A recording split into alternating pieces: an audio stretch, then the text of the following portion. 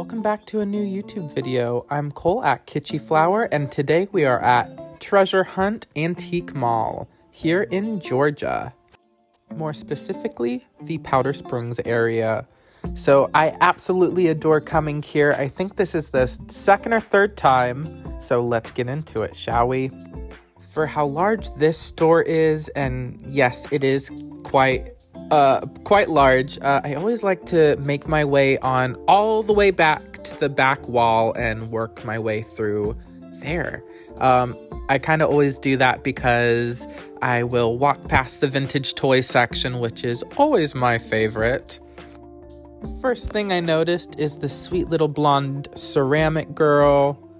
Quite sweet. She kind of had a Marilyn Monroe vibe to her almost. And this next booth I'm coming up in, actually I found some pretty awesome bunnies last time while I was in here out of this booth. But I think I grabbed all the good vintage plush, or at least the ones I usually have my eye on, which are the bright, kitschy ones from the 50s and 60s. But this place is so huge, it has a great range of antique furniture, tchotchkes, you name it. I was so in love with these candle holders. Kitschy Flower approved. Next I actually spot is this amazing 60s baby pink bear with its original ribbon. I did end up picking that up. I do believe he was like 20, but the pink was just too good not to. And you guys know me, anytime I see some vintage toys or plush in a booth, I gotta look. It always helps to dig. It does pay off. You never know what might be on the bottom of the pile. I do spot some amazing rubber squeak style lamps.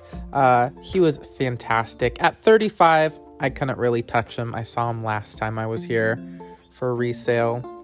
And like I had mentioned, there are a couple of vintage toy vendors here. This one is majority just action figures in this booth, Retroville Toys and Collectibles.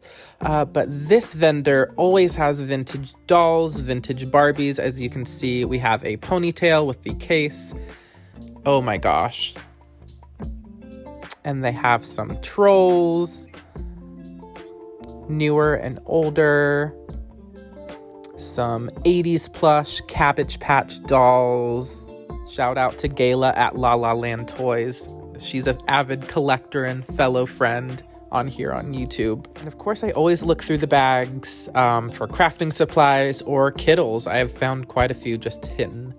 I do pick up this amazing Santa light up wreath. Unfortunately, I got it home and it didn't work, so it stayed with me. But as you can see, we are looking through some old dish towels. Some of them were fantastic. The coloring and just vibrancy of them, it's really cool to see that they're still in such great shape.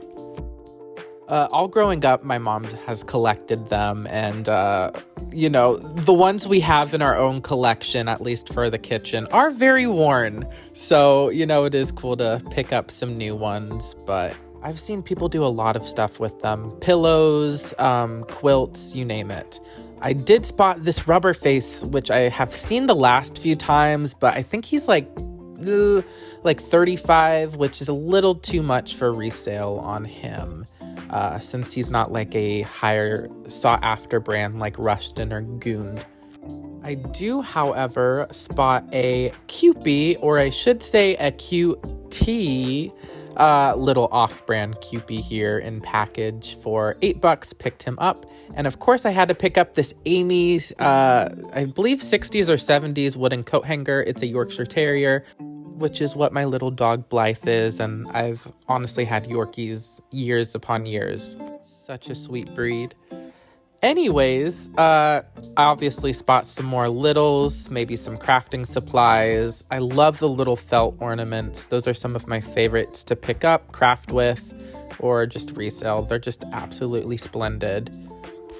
Now, I'm not too versed in vintage dishware. Granted, I have a good amount of Pyrex in my own collection, but I do believe this was Corning ware. Correct me if I'm wrong, I don't remember, but I thought it was absolutely gorgeous. As well as this amazing vintage cake holder. Oh my gosh.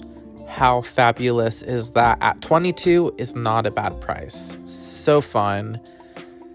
Pan on over. Of course, I'm always looking for a good Kitsch ceramic. Always got an eye out for something with big eyes and lots of cuteness. Definitely wanted to do a panorama view just to show off how beautifully these booths are set up. The vendors, oh my gosh, such a beautiful job. So much fun to look at.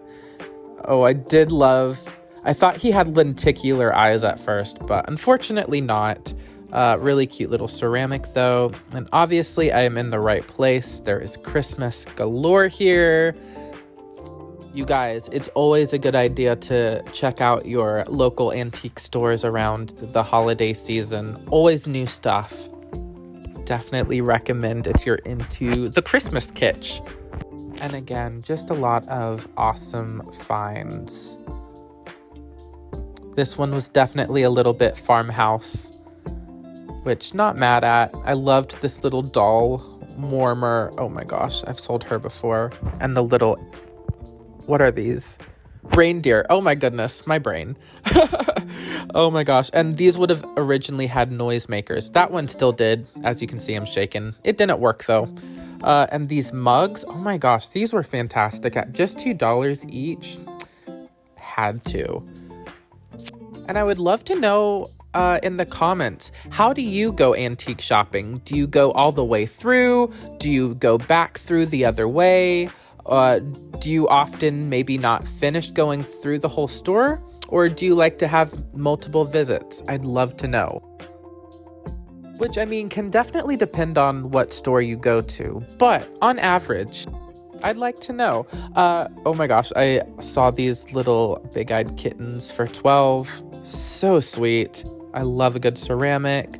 Little Monchichi bunny, some Dakin dream pets. Really fun. I do believe I saw those last time. And of course, we have stumbled across Kitschmas. Really fun. I ended up picking lots of little fun ones up here. I love a good sawdust doll. A lot of times these were made in Poland back in the, I do believe, like 40s and 50s. Santa has come into town. These were in fantastic shape, little Santas from the 50s and 60s. I did spot this little turtle guy, which I thought he was fantastic. I didn't really know too much about him, but at $5 with the discount, I ended up picking him up. So sweet. He's wearing a tiny hat. And honestly, I don't know what's better than that. In this case, I do spot some in-packaged dolls, little Cupies, compositions, little penny dolls, really fun, and some G.I. Joes on the bottom shelf. Not gonna lie, you guys, those never really excited me as a child. I was always a Barbie fan, which I don't feel like that's a big secret. I did spot this awesome pixie elf for $15. Honestly, low-key regretting not picking him up. I just sold one recently. This vendor had some Star Wars. I found a cute little Knickerbocker horse. Oh my gosh. This is, again, one of my favorite vendors. They always have great toys. I always look at that little carnival doll. So sweet. A little too high for resale, though, but one of these days, if she's still there, I might just have to buy her for my own. I have picked up quite a few little cuties, little flocked deer. I really liked that Napco planter. I did notice she had a big crack in her. And of course, a cute little Frosty. Did put him back. He had too much damage for the price. And I thought these little hobbyist Santa and Mrs. Claus were amazing. And I do believe these were, I think, Napco elves. 17 each, which I thought wasn't too bad. And of course, a little big-eyed chained family set. Speaking of chained family, I did notice this little chalkware piggy, but for $4, I probably could have picked him up for crafting, but didn't. I did, however, pick up this amazing Napco cat planter. And this was fantastic, a little anthropomorphic fruit guy, which I realized I didn't show off very well. Sorry, guys, he was really cute. Another little chained girl. I've picked her up quite a few times. She was missing her umbrella though. And I love that cookie jar, but at $175, not today. I love all the little angels, little birthday angels. This booth, I did actually find something amazing in this booth. I found this amazing vinyl 60s pencil holder, little cat guy. I've never seen him before. Picked him up for $4, and again found another cute little knee hugger, so had to pick him up as well. Haven't ever come across him before, but for $12, of course I had to. A blondie with brown eyes. And honestly, whenever I see the face jugs, I think of my father. He has a humongous collection. A little creepy. I absolutely loved this cute little ceramic deer, though. I did see that she had a big crack in her, so put her back. But again, I'm pretty keen on the deer. And speaking of, I see a little jewelry deer. I guess I wasn't that interested. I kept it moving. And here's another view from one of my favorite booths. Again, just showing it off. I absolutely adore this vendor, even with the prosthetic leg. Such a sweet touch. And Spot the Book, Where the Wild Things Come, is one of my favorite childhood books. My mom used to read that to me all the time. And Major Cuteness Chalkware alert. I see these amazing vintage chalkware poodles. They were $25 for the set. Didn't think I could get too much for them. Though I did pick up this Eden big eyed print, kind of like a Margaret Keane knockoff back in the 60s. Really fantastic. Ended up picking that up. And here is a little view of my basket, some crafting supplies, an overview of pretty much everything I got. I found quite a bunch of fun.